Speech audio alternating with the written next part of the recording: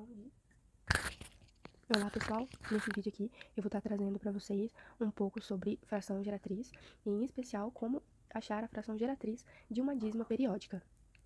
Então, primeiro de tudo eu vou trazer aqui para vocês uma noçãozinha básica de o que é e para que servem as frações geratrizes.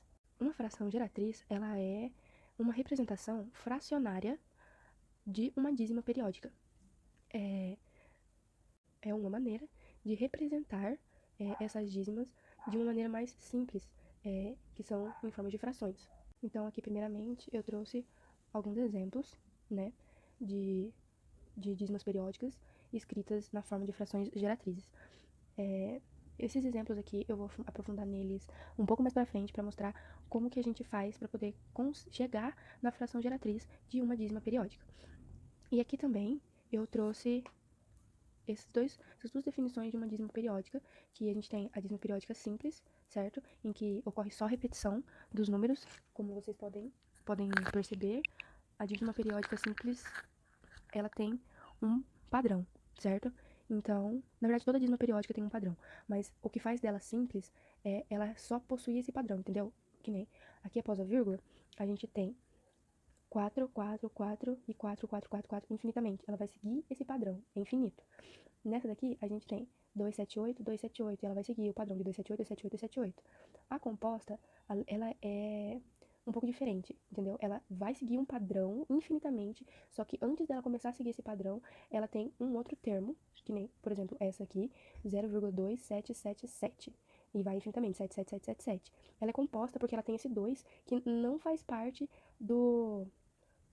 não faz parte da repetição, entendeu? Então por isso que ela é composta. Essa aqui também, ó, 21,30888888. Então, o 3 e o 0, ele não faz parte dessa repetição. Só que o 8, o 8 e o 8, ele vai infinitamente. Então, é por isso que ela é composta, porque ela tem um padrão que se repete, mas além desse padrão que se repete, ela possui um outro termo. Aqui eu trouxe alguns exemplos de dízimas periódicas simples e compostas, que ó, a gente pode observar aqui que ela é simples, ela tem esse 2 aqui, mas esse 2 ele tá nesse lado da vírgula, entendeu? Ele não tá depois da vírgula, ele tá antes, então por isso que ela não é composta, porque a dízima, que é depois da vírgula, ela é periódica, ela tem um período e o período é 6. Período é um número que se repete, entendeu? Então o período aqui é 6. Como aqui, o período é 31, porque o 31 é o que se repete. Aqui o período já é 5, porque o 5 aqui se repete. Mas tanto esse 1 como esse 2 aqui na frente da dízima periódica não faz com que ela seja composta. Agora, já nesses casos abaixo aqui, a gente já consegue perceber que ela é uma dízima periódica composta. Por quê? Primeiro você vê que ela é periódica, porque o 2 vai infinitamente, o 5 vai infinitamente. Só que elas têm um outro termo aqui, que ele não se repete mais. Então, não é uma coisa que é periódico, entendeu? Então, o 3 é o outro termo que faz a dízima ser composta. Nesse caso aqui, esse outro termo é o 7. E neste caso aqui, é o 45, depois da vírgula. Por isso ela é composta, tá bom? Tá, mas aí agora você pode estar se perguntando aí, como é que eu faço para descobrir a fração geratriz dessas dízimas periódicas? Ó, é bem fácil na verdade, começar com esses exemplos aqui da simples. O que você tem que fazer, basicamente, é, você vai pegar o termo que não se repete, né, então, o 2, e juntar com o termo que se repete, que é o 6, certo? Aí você vai subtrair o termo que não se repete, que é o 2. O 2 não se repete, então 26 menos 2. E você vai dividir essa subtração pelo quê? Bom, como é uma dízima periódica simples, a gente vai dividir ela por 9 nesse caso. Mas como que eu sei que é por 9? Bom, quantos algarismos eu tenho se repetindo? Um único algarismo, o algarismo 6, né? Então, já que eu tenho só o 6 que se repete, eu vou adicionar só um 9 na divisão, entendeu? Então, a dízima periódica, a fração geratriz dessa dízima periódica, ela nada mais é do que 24 sobre 9, certo? Tanto que vocês podem pegar uma calculadora aí e verificar que 24 dividido por 9 dá 2,66666 infinitamente, tá? Então, vamos passar para o próximo caso, por exemplo. 0,31, 31 e infinitamente 31. O que a gente vai fazer? A gente pega o termo que não se repete, né? Mas, bom, todo termo aí se repete. Então, basta a gente colocar o 31. porque não tem de quem a gente subtrair esse 31. Não é que nem aqui que a gente tem o 2, aqui a gente não tem um outro termo, um outro algarismo. Aí tá, aqui em cima a gente dividiu por 9, porque tinha apenas um algarismo que se repetia, certo? Então, nesse caso aqui, a gente vai dividir por 99.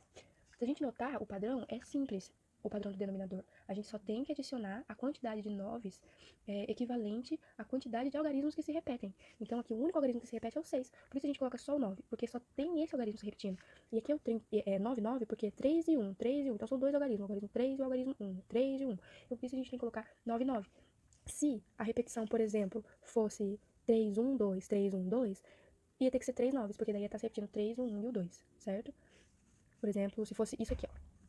0,312, 312. Bom, ia ser o mesmo caso, o numerador ia ser 312, não tem de quem a gente subtrair, né? 312 dividido por quantidade de noves equivalente ao número de algarismos que se repete. 999. Então, esse daí seria a fração geratriz desse número, tá bom? Dessa dízima periódica. E essa é a fração geratriz dessa dízima periódica. Bom, próximo exemplo com um número que não pertence à dízima, né? 1. Então, o que a gente faz? A gente pega o número que não pertence, junta com o número que pertence. Então, a gente tem 15. E subtrai o número que não pertence. 15 menos 1. Dividido por... Quantos noves a gente vai ter que colocar aqui embaixo dessa dízima? Um só, né? Porque é o 5, ele se repete 3 vezes, mas é só o 5 que tá se repetindo. Então, 9. 15 menos 1, 14 sobre 9. Bom, agora então, nós vamos partir para os exemplos e aprender como encontrar a fração geratriz das dízimas periódicas compostas. Na verdade, o processo ele é bem parecido. É quase o mesmo, para ser bem sincera. Então, o primeiro passo vai ser o mesmo do anterior. A gente vai pegar um número que não pertence à dízima, juntar com com o número da dízima, né? E vai diminuir do número que não pertence à dízima. A gente vai ter 32 menos 3, dividido por... Bom, a nossa dízima, o número que se repete é apenas o algarismo 2. Então, a gente precisa ter só um 9. A gente não precisa colocar dois 9 por causa do 3, porque o 3 ele não está se repetindo, entendeu? Ele não é um período, ele não é periódico. Mas, se a gente fizer a conta de 32 menos 3 dividido por 9, a gente não vai obter 0,3222 infinitamente. Para que a gente consiga obter, a gente vai precisar fazer o quê?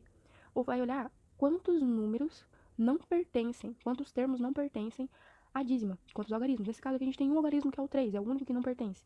Então, a gente pega e adiciona essa mesma quantidade de zeros. Então, tem um algarismo que não pertence à dízima. Então, a gente vai adicionar um zero. Então, a fração geratriz é 32 menos 3, 29 sobre 90. Essa é a fração geratriz dessa dízima periódica. Agora, nosso segundo exemplo. Seguindo o passo a passo, o mesmo passo a passo do exercício acima. Pega os números que não pertencem à dízima, que é o 4 e o 7, certo? Junta com a dízima, que é o 5. Diminui do número que não pertence, né, à dízima. Aí a gente vai dividir. Vai dividir por quem? A gente vai dividir pelo. Se a gente observar bem, a gente tem que contar quantos algarismos diferentes tem na dízima periódica. A dízima periódica nada mais é do que o 5, 5 e o 5 e o 5. Então é só o 5. É o único algarismo que se repete, certo? Então a gente vai colocar só o 9. Certo? Tá, mas o que mais que a gente tem que fazer mesmo? A gente tem que olhar pro termo que não pertence à periodicidade, que não é o período, que é o 7. A gente não pode olhar antes da vírgula, a gente tem que olhar depois da vírgula. E o único número que não faz parte do período é o 7, entendeu? Então a gente vai adicionar só um zero. Portanto, a gente tem que a dízima periódica, essa dízima periódica, ela pode ser escrita na forma de fração geratriz como 428 dividido por 90, certo? Então tá bom. Então agora a gente vai para o nosso último exemplo que parece um pouco mais complicadinho, mas na verdade ele é igual os outros. A gente resolve ele da mesma maneira, tá? A gente vai resolver ele aqui mais para baixo, para não ficar confuso para vocês. Então tá bom. Primeira coisa que a gente faz, pega os números que não são do período, junta com o período. Aí você diminui, subtrai do número que não faz parte do período, certo? Olha só. Aí você vai dividir todo mundo aqui por quem? Vamos ver. Primeiro eu tenho que pensar no 9, certo? Bom, quem que se repete? Quem que é periódico? O 7 e o 1. Então fica 7, 1, 7, 1, 7, 1. O 4 e 5 não se repete mais, ele só aparece ali e depois ele não se repete. Então, como é só o 7 e 1 que repete, são dois algarismos diferentes. Então, eu vou colocar dois 9, certo? E aí o que acontece? Agora eu tenho que olhar para adicionar os zeros. Qual é o critério que eu uso mesmo para poder adicionar os zeros? Eu olho os números depois da vírgula, ou seja, o 23 não entra na brincadeira, né? Eu olho o que tem depois da vírgula que não faz parte do período, que não repete, entendeu? Que é o 4 e o 5. 4 e o 5 são dois algarismos diferentes, dois algarismos distintos. Então, por isso, eu coloco dois zeros. Um para representar o 4 e um para representar o 5. Bom, eu pausei aqui um pouco para poder fazer a conta desse resultado, para poder agilizar um pouco, né, o processo e não ficar segurando vocês aqui.